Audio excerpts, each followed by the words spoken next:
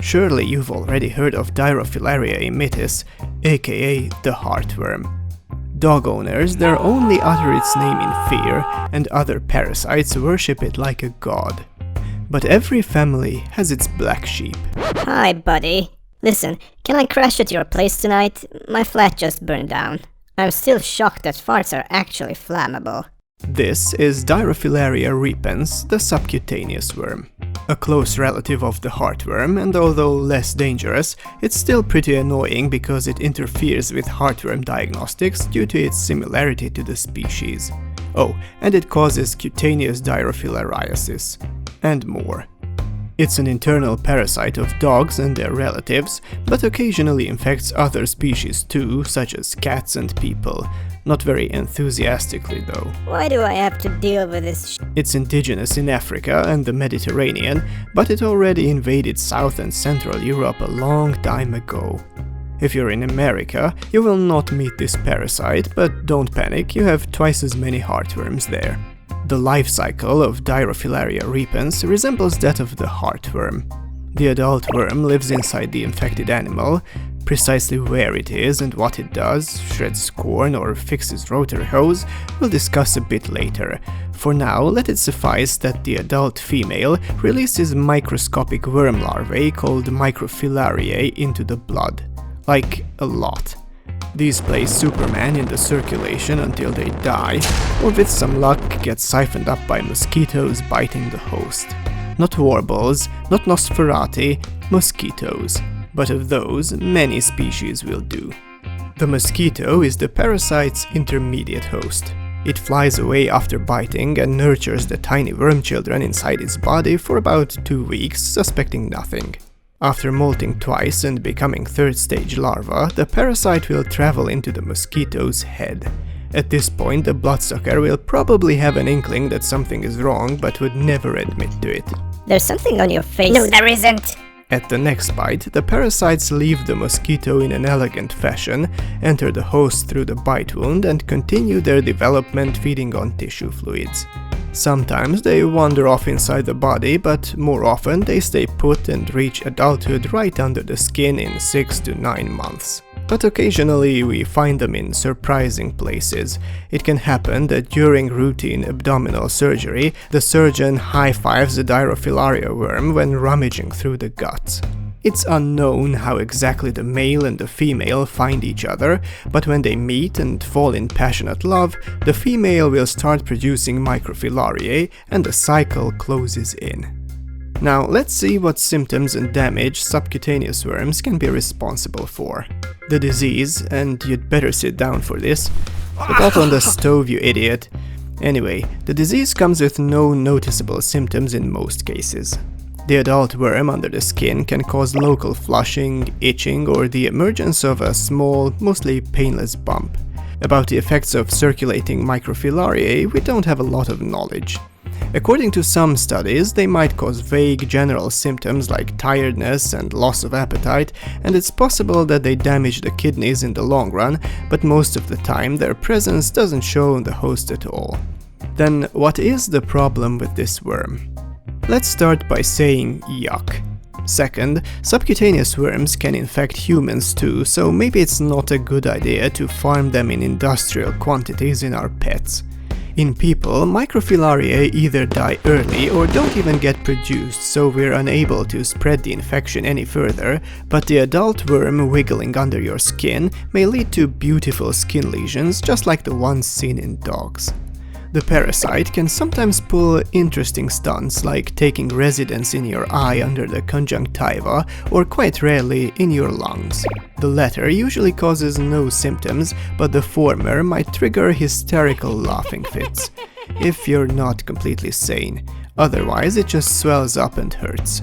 Asymptomatic cases barely ever get diagnosed, so we don't even know how often they occur, but considering people get stung by mosquitoes all the freaking time and we still don't see subcutaneous worms in every other person, we can assume that the infection is either mostly asymptomatic in us or just has a hard time taking hold. And third, Dirofilaria repens makes the diagnosis of heartworm infection more difficult. Of course, I'm not talking about when the dog is so full of heartworms that even Uncle Bob using a bat for ultrasound can tell what's wrong, but about the cases of early asymptomatic infections. But first, let's see how the presence of Dirofilaria repens is detected. Well, pulling an adult worm out of the dog from any body part is a certain diagnosis, but examining the blood is a bit more practical approach because circulating microfilariae can be seen under the microscope. Provided there are at least one fertile female and one fertile male present in the dog, and they are not in opposite ends of the body waiting for love that never comes. No mating, no microfilariae.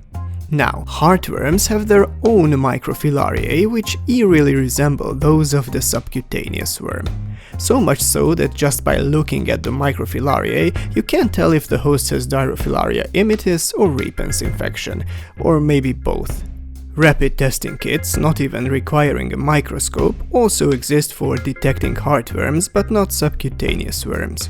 However, some heartworm testing kits occasionally mistake Dirofilaria repens infection for heartworm presence, leaving the veterinarian confused as to which disease he's facing and why the hell he hadn't rather studied to become a lawyer anyway. The two infections can be differentiated with special methods, but they are generally more expensive and cannot be performed simply in the corner of the office after pushing the 10-year-old calendar and a Stradivari violin aside.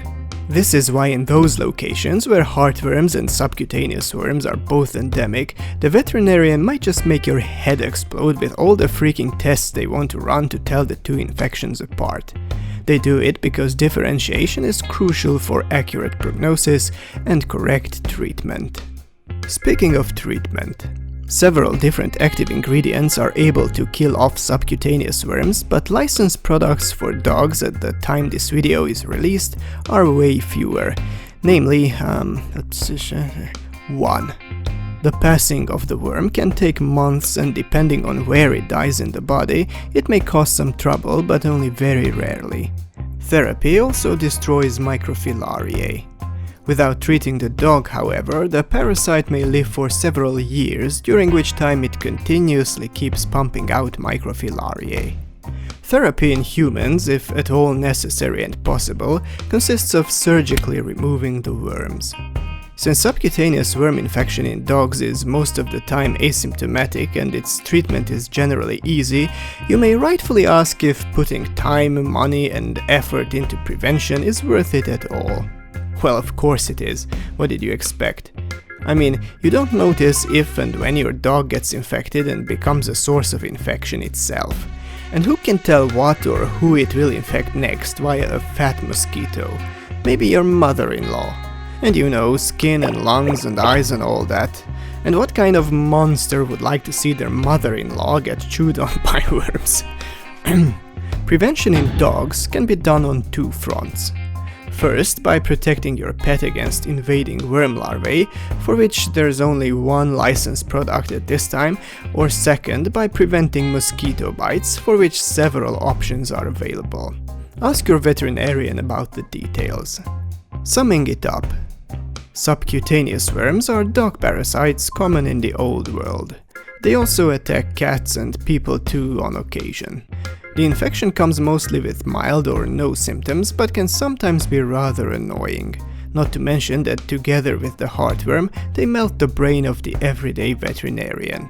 The parasite spreads invisibly, so using continuous preventive measures is recommended. I didn't do it. You're mistaking me for someone else. Just ask my mom.